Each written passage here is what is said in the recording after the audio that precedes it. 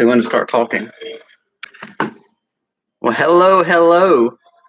Single day, you are the first. I think that said 2 more or 7 people in here, but I think you are the first. So I'm glad that you're here. How's everybody tonight? Ooh, I gotta turn this down. How are you tonight? You gonna talk? Tired. Tired. You want me to be honest? Well, really, what we're going to talk about is just simply plans as we get ready to go to the Hootenanny gathering at Pratt Family Homestead next week. Oh, actually, a week from today, we're going to be leaving. We're leaving on Wednesday. We're going to try to go up a little bit in advance just to kind of make sure we navigate our way well. And we're going to try to go up to one of the lakes just for experience. So, hey, Freedom Homestead and our cabin in the woods. How are y'all?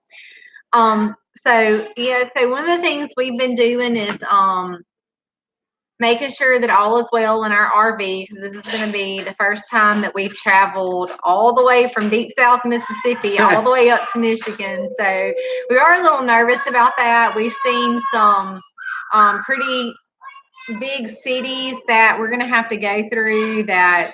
We're not nervous drivers. I'm really not a nervous driver at all, but we've never drove a Class A RV through these places. So thinking about going through Jackson. With 5 kids. So we're going to have a lot of distractions. We're actually going to duct tape their mouth through every metro place. So, but we have to go through Jackson, which we're used to going through Jackson. It's the Pratt family. They're from Somerset Center, Michigan. That's right. High Overlook, High Pete's. But basically, we're going to have to go through Jackson, which we're used to going through Jackson, not an RV, but we're going to go through Jackson. We're really crazy going through Memphis. Memphis is always crazy to drive in regular vehicles. So once we go through there, we've got a few little small towns, but then we hit Indianapolis. So we've got about a 14 or 15-hour journey. But we're anxious, we're excited, but a little nerve-wracking. So we've been running our RV, just making sure it works good. We actually just cut it off a while ago because we're used to traveling in Tennessee. We're used to traveling in all the states around us, but we don't really have any contact with anybody above about Tennessee. So, so we're kind of nervous about that, but again, real excited. So, that's really my biggest worry, Steph T5, is driving the RV, especially through Memphis. Because even when we drove through Memphis last year, and we have several big cities to go through. So I think I'm more worried really about Jackson and Memphis more than any of them. I don't know, not me. There's some up north because we are kind of familiar with those. There are some that we have not gone through. Right. That is what makes me nervous. So yeah, we really are. So we're going to try to leave out and make a 2-day journey the first time, and then if we can drive it all the way back on the way back, we will. But if not, we're going to make a little time to. Yeah, and we're super excited. We're going to try to go to M.I. Gardner's storefront and look around in his store. So we're super excited about that because we do watch a lot of his videos. And if y'all are not familiar with M.I. Gardner, I know several people on here that watch us a lot, that comment a lot, and we're very thankful for that. But M.I. Gardner is another great channel to check out. And so his store is actually only, what did we say, 2 hours? Is it an hour and a half, 2 hours? I think it's about 2 hours away from where we're going to be. Now, so for that experience, we're going to drive there, and but we're not taking the RV through Detroit. Yeah, we're going to have to go through Detroit, so we're actually going to just rent the coolest minivan in the world. We have to have a minivan because we have so many kids. So we're not minivan people, but we're going to be minivan people in Michigan. So and then also Lake Huron is up there, and so we've been checking out some things around the lake for the kids that are family friendly. So we're so excited. I saw a question about sunflower seeds. How did sunflower seeds turn out?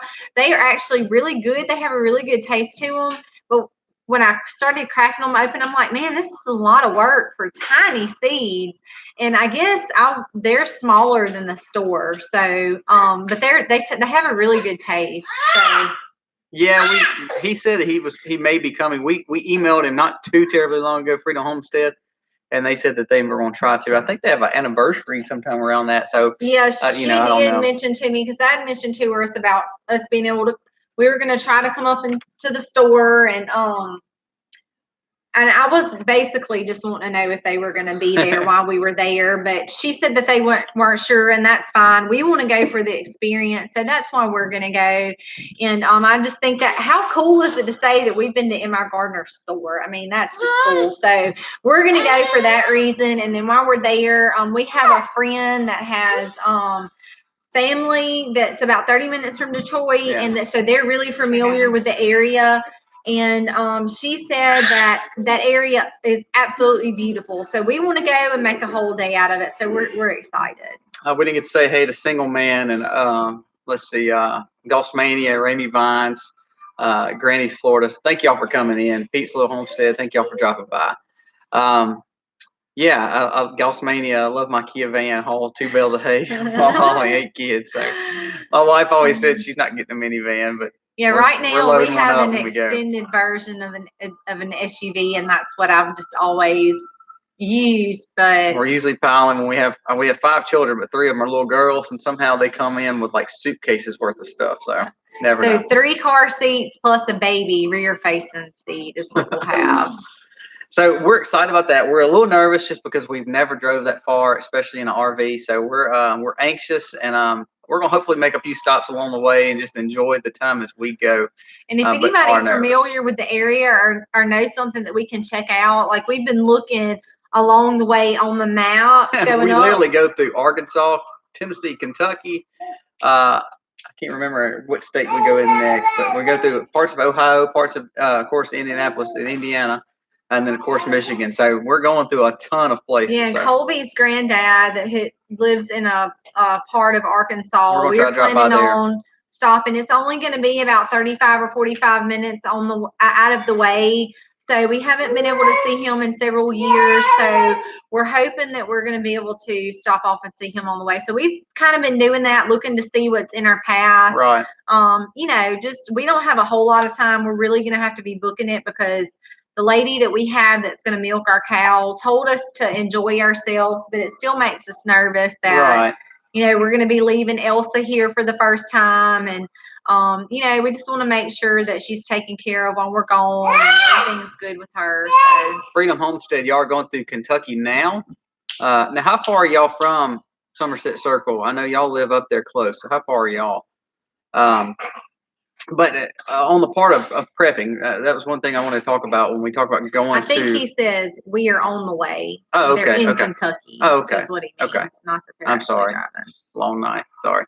I can't even begin to tell you how bad my morning started this morning at 4 o'clock. So I don't know if y'all have been watching our videos, but the last few mornings have been terrible. If you've seen this morning's video, you got a little glimpse of it got worse how this morning. The rainwater messed up some of our electrical in our stanchion where Colby milks.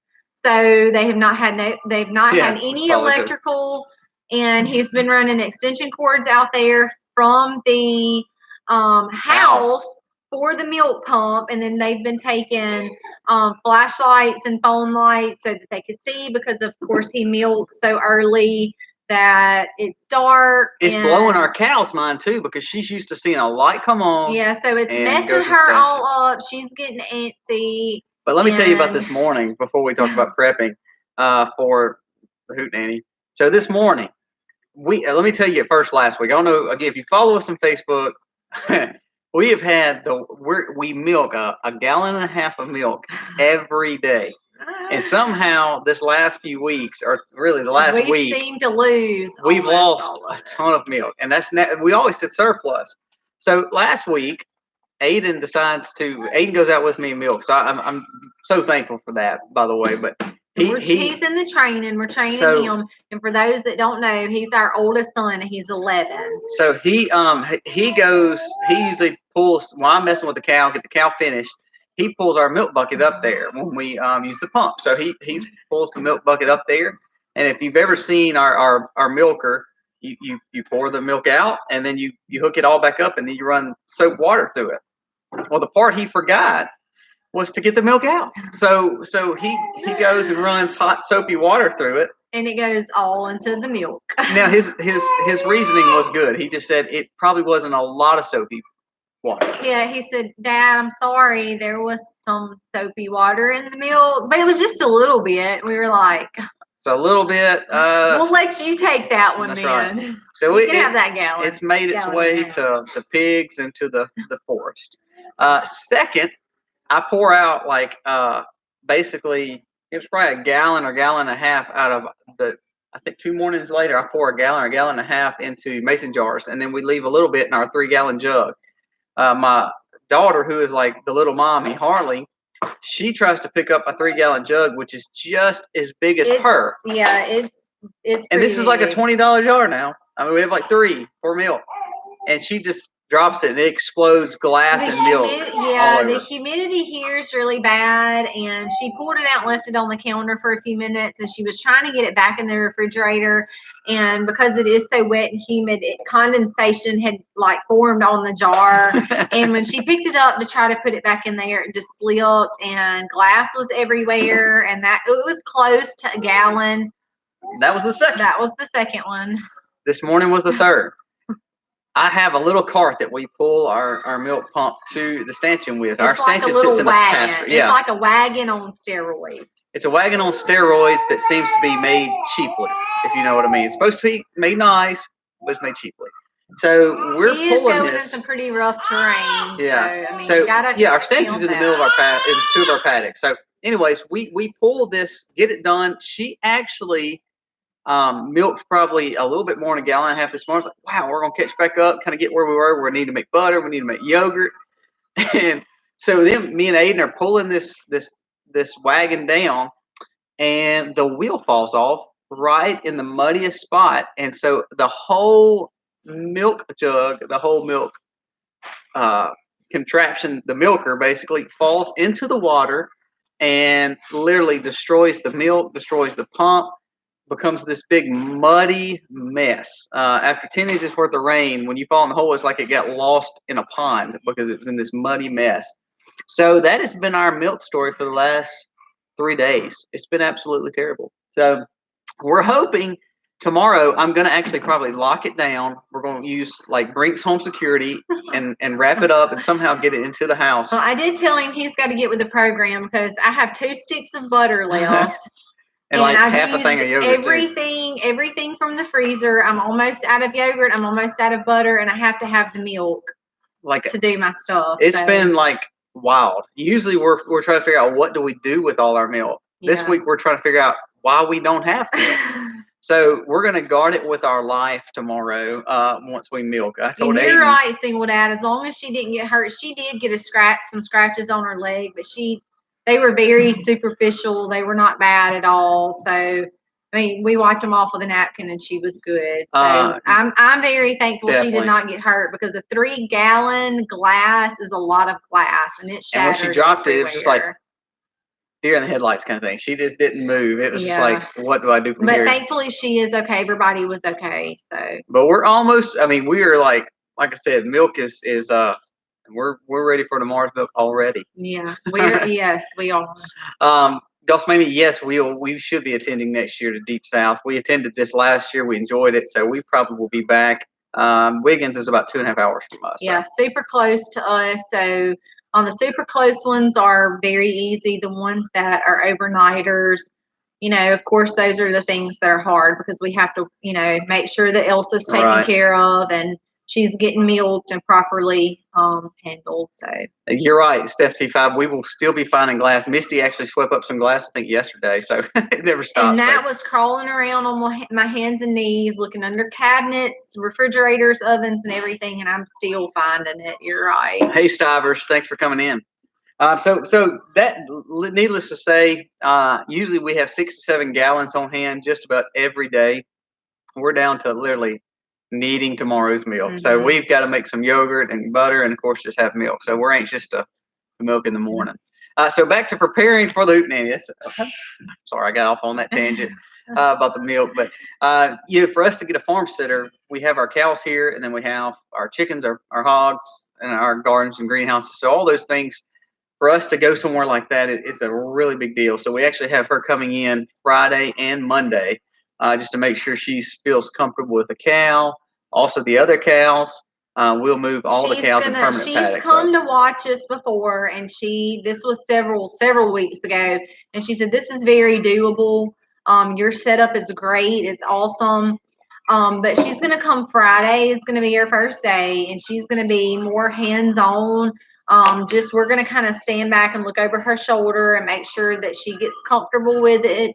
And then she's going to come back Monday, and we're going to leave her out there totally by herself.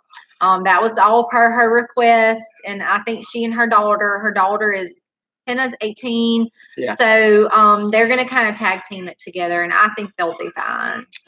Hey, Crystal Creek, thanks for coming in. Yes, we do have a separate fridge just for our milk out in our garage area. And usually, like I said, it's slat full. Usually we're trying to move milk out and putting more milk in. But like I said, we are ready. There were times that we would have milk that were 5 or 6 days old, and we were like, ooh, this is tasting, this is starting to get pasty. And so we would just go ahead and take that 5 or 6 day old milk and give it all to the pigs because it didn't matter. We had plenty on hand. But yeah, we've had quite an eventful week with our we're not letting situation. The kids or anybody else touch our milk this week. So. Yeah, and I guess it never dawned on me. I don't know why she would have picked up the 3 gallon, but I talked to her and explained to her, baby, you can pick up the smaller jars, but please don't try to pick up the big ones. This jar is as big as her. Yeah, they're as big as you, and just don't try to pick it up. That can be. It ended very well, but it could have been very dangerous because, with all the other children running around, somebody could have gotten their foot sliced open. Little feet, thank y'all for coming in, and I'm going to have wide receiver gloves on tomorrow and duct tape carrying the milk in. So anyway, so that's what we got to do, and we're preparing to go. We've been looking at maps, which we touched on a little bit earlier. So if anybody, like I said, is familiar with anything that's pretty cool and that's not too far off the beaten path, we've been trying to kind of look and experiment and see, what we can do in the short time that we have. We're going to try to visit a lot of things because we probably, in all actuality, it's not like we'll probably go to Michigan. It maybe never again. Yeah, never again, just because it's so far up there for us. So, so if y'all know places to stop in or things to do or attractions to see, let us know. We're going to be those crazy RV families that just pull up to things and park in the Walmart and try to find where we're going to go and get in our nice little minivan that we're going to rent from Enterprise. So we're excited. We really are. I'm a little nervous, but excited. Yeah, I think we're most nervous about just driving something so big through a lot of congestion with irritable kids. I think that's the biggest thing. I said I was going to vlog it, but I really don't know if I'm going to be able to. I don't know if I'm going to be. I'm going to try. It's really going to depend on the baby and how much hands-on I have to be on with him because he does not like his car seat. So that was one of the main reasons we decided to go ahead and look into getting an RV. We had contemplated it for years, but we just thought with this journey it would be good for us, and we can always use it because we have lakes and stuff around here that we can go to, and so anyway. Yeah, we're excited about going to Michigan Freedom Homestead, and Miss Paula Joe, I feel like I'm driving a school bus. This one's like 35 foot long.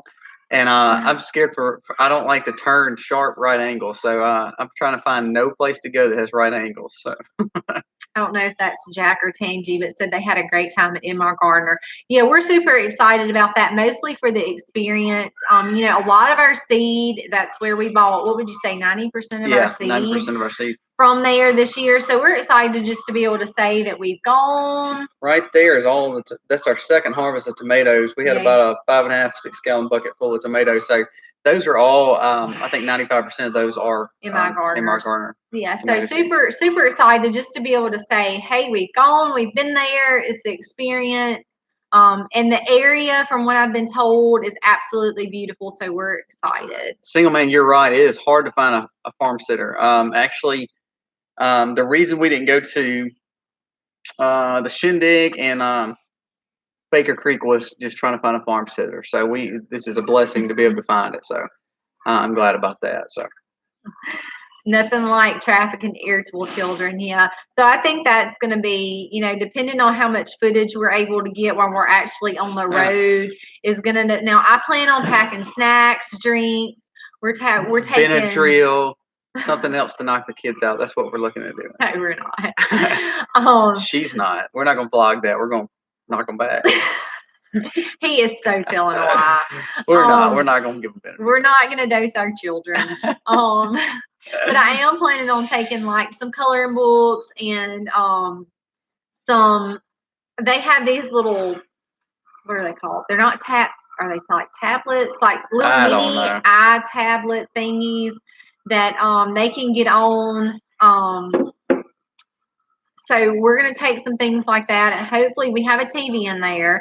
Some of mine like to watch TV and some of them don't. So we're just going to take some things for them, hands-on, entertain them, snacks, and hopefully we can make the journey. It's supposed to be, math is saying 15 hours. It's saying 13 hours, but going in a big RV is probably going to be close to 15 or 16, probably at a minimum. And that's going to depend on traffic too. So.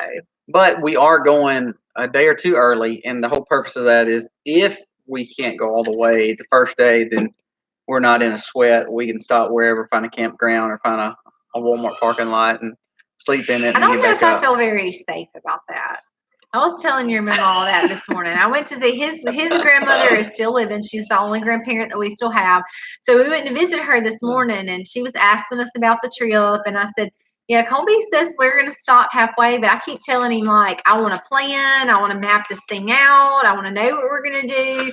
Colby's like, we'll just call on the way. And I'm like, we actually are planners. So what we're going to try to do in all actuality, we're going to try to have like checkpoints. So like have 4 or 5 different places that we can stop along the way try to beat them. And our goal is, I mean, I would love to make it all the way to Michigan. I really would.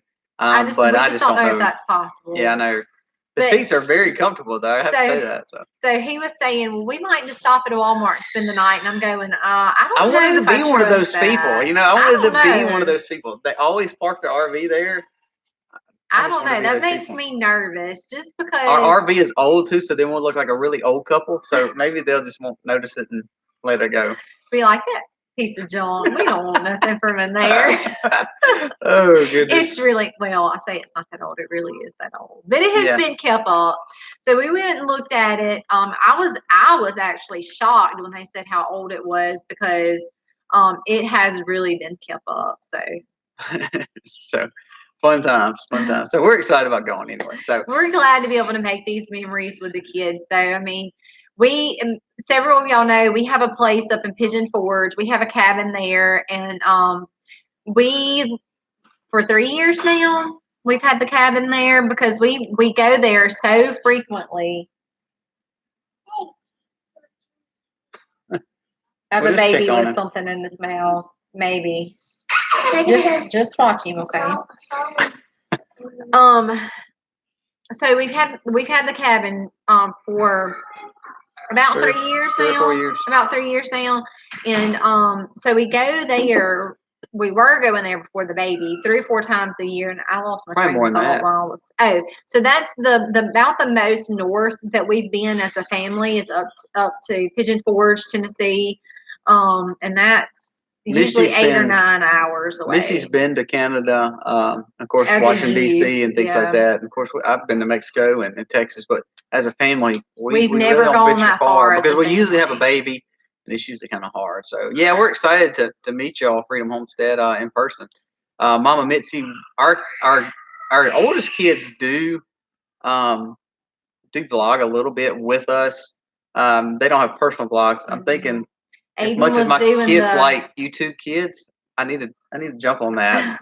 So yeah, I think our kids have made a lot of people a lot of money watching videos over and over. So, but anyways, Aiden does. To be honest with you, Harley's probably a little bit more steady. Aiden wants to like tap on the camera, so every video he does is like tap tap tap tap tap tap tap. Yeah, we had to edit some things out off of today's video that we recorded yesterday because Aiden was trying to help me, and so we had to cut some stuff out. Yeah, they'll help us at the Hootenanny as well.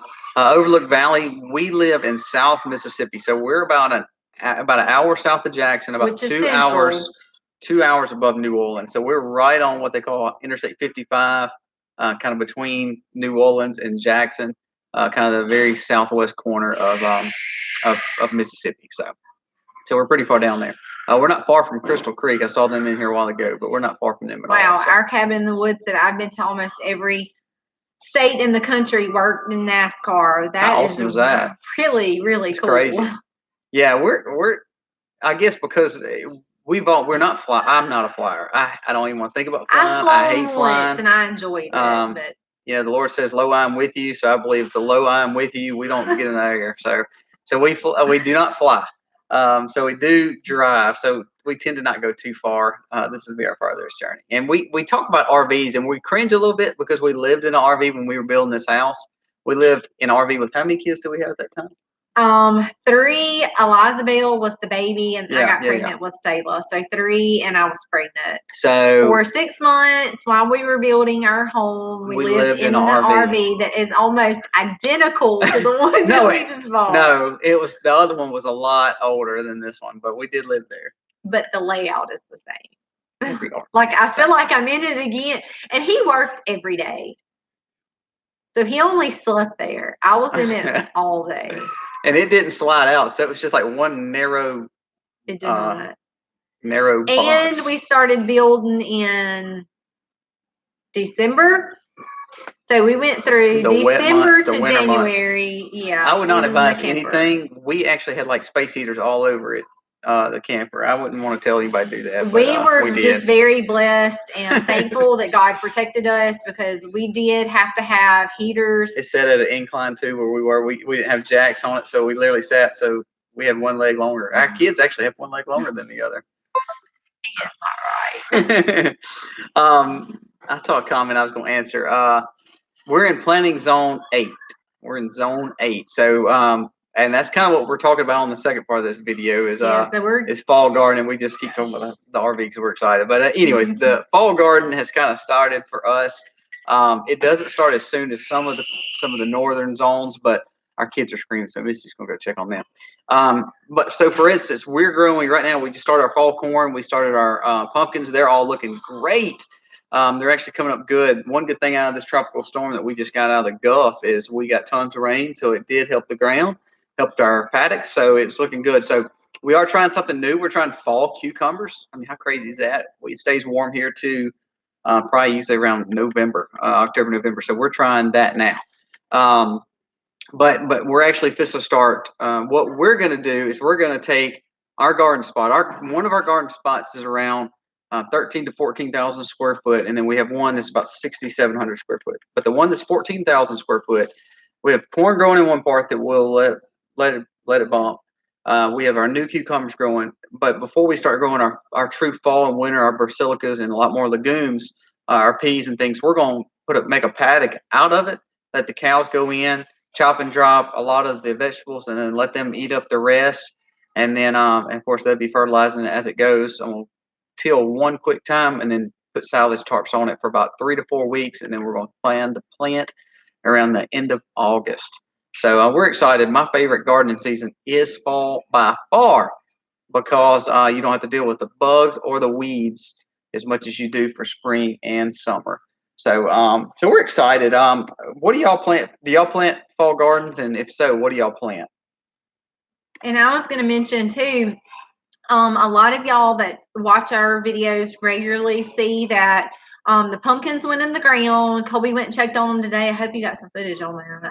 I didn't, not yet, because I'm going to go check it tomorrow. Well, stay tuned. We're going to get some footage. It's real wet because Barry just come through, and we got tons and tons of rain from that. So the ground is still really, really wet, but stay tuned because we're going to Overlook Valley. Thanks for coming. We're going to get some footage on that. So we planted these seeds, and in the video that Colby did, he mentioned the seeds that we got from pumpkins, just all kinds of pumpkins. I got the seeds. They're doing great. They're doing amazing. Our pumpkins are standing up probably 6 inches already, so we're really excited. So it's really easy to do. I had white pumpkins, I had green pumpkins, I had blue pumpkins. We had all kinds of pumpkins last year. We had some that were white with like veining in them. So when I got ready to get rid of all my fall stuff, I just cut a hole in the top and I scooped out all my seeds. And you can get so many seeds out of one pumpkin. And it's got all this stringy stuff on it. So I got all that off and I collected all my seeds. I washed them off real good, laid them out on a piece of wax paper to dry, I labeled which ones come from which seeds, laid them on container lids and put them in my garage. We have a ping pong table, and I stacked every one of them on the top, just across the top, and let them completely dry out. And then when they did that, I gathered them and put them in Ziploc bags, and they have done amazing. Well, so easy. We save seeds, but we've never really saved pumpkin seeds. So Misty kind of researched it, and it's worked great. So they're doing amazing. Yeah, actually, the organic seed that we bought in the video, you hear me talk about how we were worried we had overplanted ours and kind of just didn't know if we were gonna have any good luck with that. But they actually doing great, and actually the organic seed we bought is not doing as well. So thank you for coming, Freedom Homestead. Thank you for dropping by. Yeah, and I mean, they're so easy to grow, and we have places that are growing pumpkins now from where we took our pumpkins last fall and just threw them. Like, we had a volunteer pumpkins. Entrance. Yeah, we had an entrance set up, a piece of wood with hay and pumpkins and scarecrows and stuff. So we just took the pumpkins after they were old and threw them over into the cow pasture, and now we have 2 more growing out there. We have a big vine, but there are 2 big pumpkins already out there, and it's July. So Steph T5, I love fall gardening. That's exactly why I like it, because it's less weeds and you don't have random bahia growing in it and all the worms. You don't have a lot of that stuff. So we're excited about that. We are going to silage tarp all our garden before we start our fall garden, just because it'll help kill out whatever's in there and whatever's weeds in there, and hopefully help us for next time. Ramie vines, we're actually growing some of the same things. We are growing spinach and kale, of course, broccoli, along with turnips. We are doing turnips. We like mustards and collards and carrots. What's so funny with our carrots? I know we talked about this last time, but we still have carrots growing from last year. So we're going to let them seed, and then we're going to replant again. We let them go to seed, and they've grown up really tall, and they have these big, huge heads on the top of them that are white, but they're not seeding yet. They're not ready for me to harvest yet. And I've never harvested seeds. Yeah. And I know everything has to go almost to like a dead state, because it'll flower and then it'll form pods, and then the flowers will turn into the seeds. Mine are all the flowers have been there, but they're all still real bright green on the bottom. I have no seeds that I've been able to get. So that's kind of what we've been working on with the carrots. Is we have some seed that we bought, but we're waiting on ours to finish out. Our carrots did really good this year. I was real pleased with that. We've never grown carrots. I still have some in the freezer. From Stivers, I agree. We enjoy growing. To me, fall gardens are pretty too. Hope y'all are feeling better, by the way. I like fall gardens because they're pretty. They're always real leafy and green, and like I said, you can keep them up a lot more. So we really do like fall garden. That's probably my favorite. Now my kids don't eat a lot of the fall garden, and Misty does, but she likes more of the greens. She's not big on I like the green leafy stuff. But that's my favorite thing to grow, and we really like it. I actually get there's different seasons, and to me, spring with bees, and then we have the gardens, and then you're trying to keep all that up. It just gets almost overwhelming with the cows and the paddock. So fall garden seems to slow down just a little bit for me. So I enjoy that probably a little bit more than we used to. So I was reading some of the comments trying to catch up. If you want to catch that one, yeah. Stivers, I hope y'all are feeling better. I was talking to y'all. I know y'all have been sick. It's not good to be sick in the summer. That's pretty miserable. Resolution 317. Does it appear that saving seeds do better year after year? Yes and no. We do save seeds. Our bush beans this year and our okra this year, both of those were saved seeds. Both of them came up like a firecracker. I mean, they were beautiful. The plants were gorgeous, but they did not produce the actual byproduct, the actual vegetables in a good form to me. It seemed like the beans were growing off. Now that was our second year of saving bush beans. So to me, they seem to go bad a little bit quicker on the vine or on the bush more. So I believe saving seed is good, but I do believe you need to use the year-over-year seeds. That was a 2-year-old seed that I think didn't do well. The okra, I don't know about okra. Okra last year 2 years ago did great. Last year did not do good. Those seeds is the ones we carried over. and they were about just like they were last year. So I'm not sure if they worked out. Now, when you talk about the other seeds that we've had, yeah, I think our saving seeds have done well for us. I mean, I think this part of sustainability is trying to save seeds and trying to utilize them. It's like the pumpkins.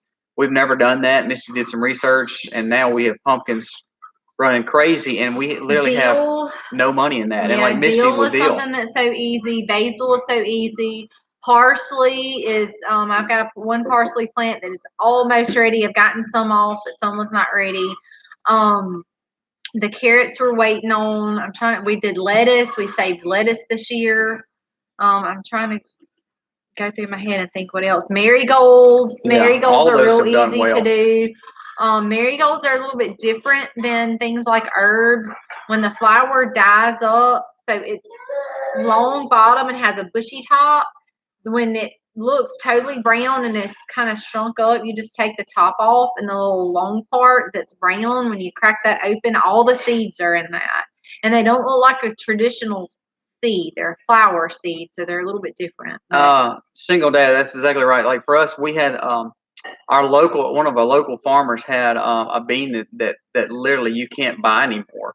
And it's not one that we typically like to eat, but at the same time, I was going to get some just simply to eat, but pretty much just to have that seed. So we really try to watch it because, when it comes to seed companies, especially if they're not local people or not, organic farmers, they kind of manipulate the seed a lot. So we were able to get this seed, and we're going to keep it year over year because of that too. Single man, you're exactly right. Some do, some don't, depend on the variety. Hi from Iowa. Thank you for dropping in. If you are having a lot of heirloom or organic or non-GMO seed, sometimes they do not save seed well and grow year over year. So just watch what you grow. Herbs, you're exactly right, single man. Herbs do tend to grow easier, and you can save seeds. Misty have saved tons of seeds of herbs, and they've done way better year over year than our true vegetables. But again, we're just trying to learn for sustainability. I literally just dried them. When I cut the top of the pumpkin off, you pull out all the gunk. I got all the gunk off of them, washed it all. Then I laid them out on some wax paper and put them in a cool, dry place. We have a ping pong table. I put container lids, like the big containers that you buy. I covered them in wax paper, labeled each one, put them up there, let them dry for several days. I say days. Yeah, it was actually several weeks.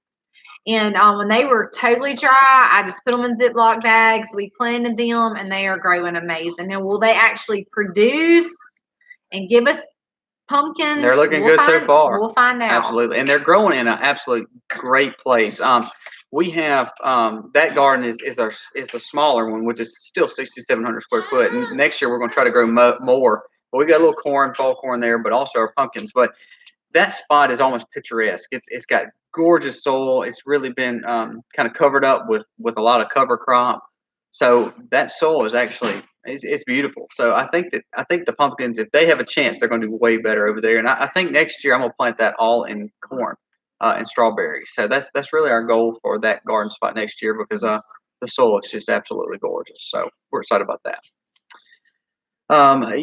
There's planting. Misty keeps all her seeds for a lot of her flowers for sure. So. Yeah, that has been my goal for especially this year, but really for the past 2 years is to find out how to make plants from plants. And a lot of that is taking cuttings, getting them to root. That's my favorite thing. Going to seed, finding out what can go to seed, what you can take a cutting from. So that's been my goal. I've tried to learn more because Colby and I were not raised doing this, so it's taken a lot of trial and error, studying, experimenting, and finding out what works. Again, one thing we've tried to do, like Missy said, is the propagation and cuttings. If you think about it, no matter how great you can grow something, if you're not able to learn how to sustain it or save the seed from it, then ultimately, if the seed's gone, then you're in the same boat that most other people are once your food runs out. So for us, we've really tried to be sustainable with what we're growing. And I'll tell you guys this, if you don't know, this is what I learned from my experience. So we have a local nursery here that I pretty much got all my herbs to start off with. Some I started from seed, but some I went ahead and bought when they were small. Basil was one of those. So I bought a basil plant, and pretty much from the time I've got it, I started taking cuttings and getting roots and making plants from plants, and I had several. So I grew all those up. I harvested off my big one and all the baby ones that I made. And I noticed this past spring, I was taking cuttings from those and I was making another plant. Well, my plant, because I was like, well, my plants are kind of starting to get woody. I know they're not going to make it much longer. So I want to go ahead and take this plant and start making some smaller plants, so that I can keep my basil going. Well, what I noticed is the plants that they were growing and they were putting off, but they were getting woody, just like my mother plant was. So my stems weren't growing big.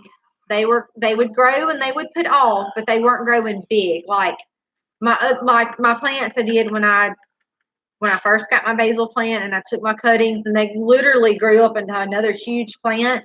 So these would grow up and they would put some basil off, but it wouldn't grow into a big plant. And I think it goes back to that woodiness.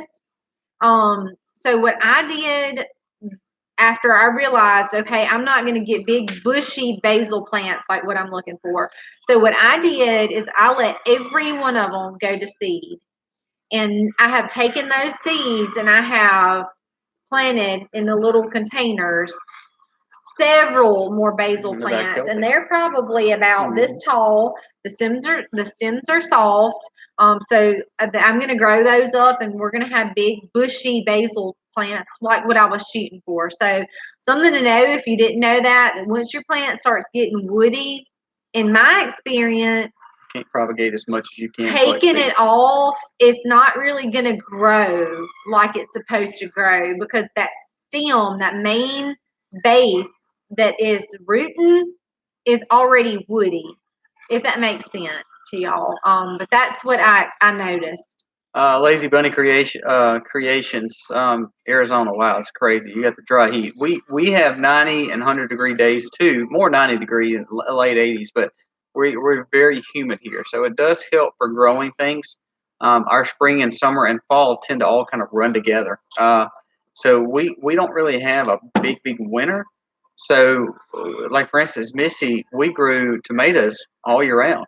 In the greenhouse last year, I planted seeds last August, and I just pulled 2 plants up. Now they don't produce like monster.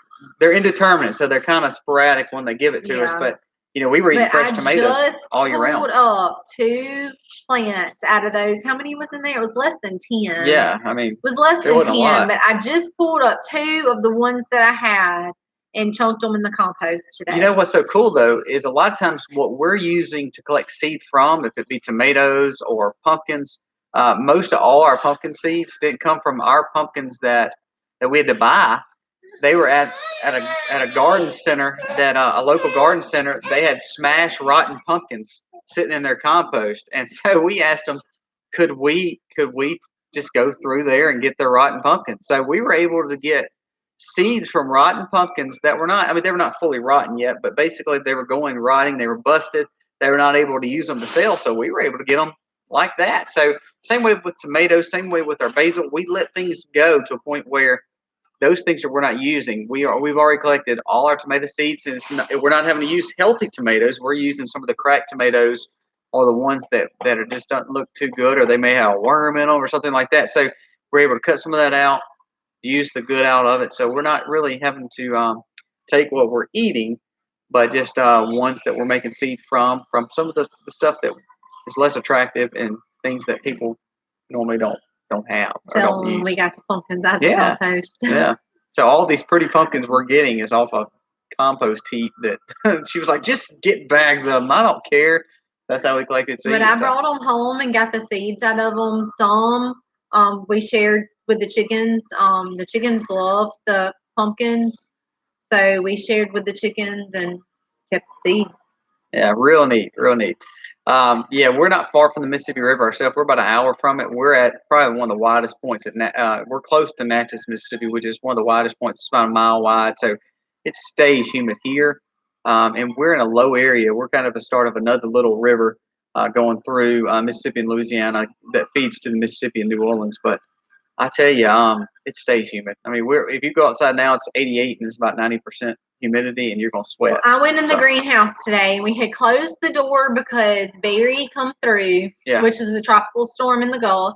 So we had closed the door just because the winds were starting to pick up. So I went out today. It was a little bit after lunch, and opened the door, and it was like it's 120.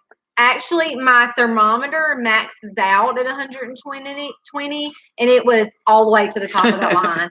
And by the time I got the trash out, got the tomatoes out that needed to go out, I kind of rearranged some stuff in there because the lady that's going to come farm sit for us, she's going to be watering my stuff. So I was trying to just clear some things out of the way and pick it up and make it neat and tidy. I probably spent maybe 30 minutes in there.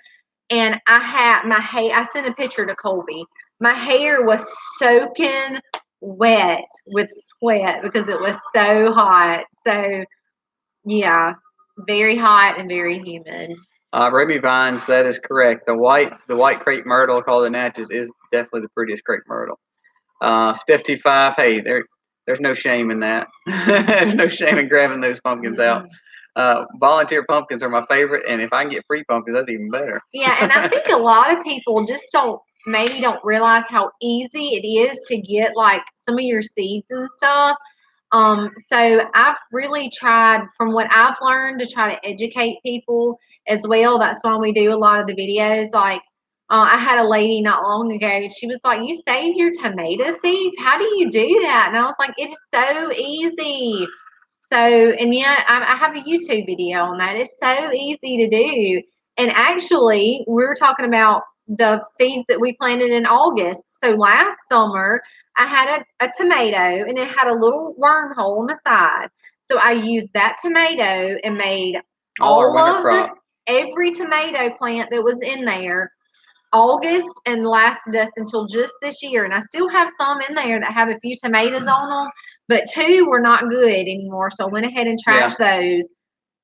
And so I had to, just that one tomato made us no telling how many other tomatoes. So, I mean, just, so easy, I feel like. And a lot of people just don't know, because there was a generation gap of what people used to work hard and farm the land, and there's just this generation gap of the knowledge was lost somewhere in the middle. And I mean, we've had to work, I feel like we've had to work hard to learn some of the things that we know. Definitely.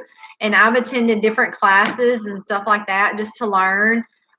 People talk about different things like lavender, and I didn't know anything about lavender when I bought a lavender plant. So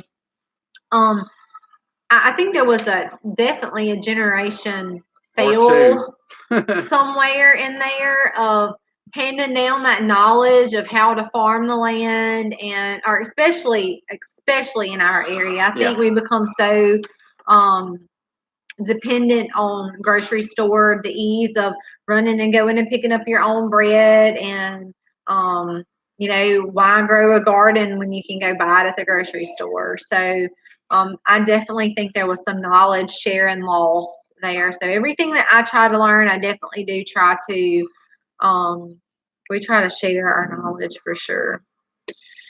Well, we just want to give an update on the Hootenanny and this cool RV that we're going to be taking across our North United States. And then, of course, our fall garden. We'll have videos on both those things if we don't go crazy while driving this RV. So I won't be doing any filming because that would be dangerous. So Mommy will do the filming, and maybe even the kids too. So, but we just want to give y'all a few little updates. Thank y'all for coming tonight. I think we're going to wrap it up. I know that usually Single Dad comes on right after us. So y'all be sure to check him out. Definitely. But thank y'all for coming. Thank y'all for stopping. Thank y'all for watching our videos. It means the world to us, and we love communicating with y'all at Max at 8 on Wednesday. So Y'all have a great night and happy homesteading, y'all.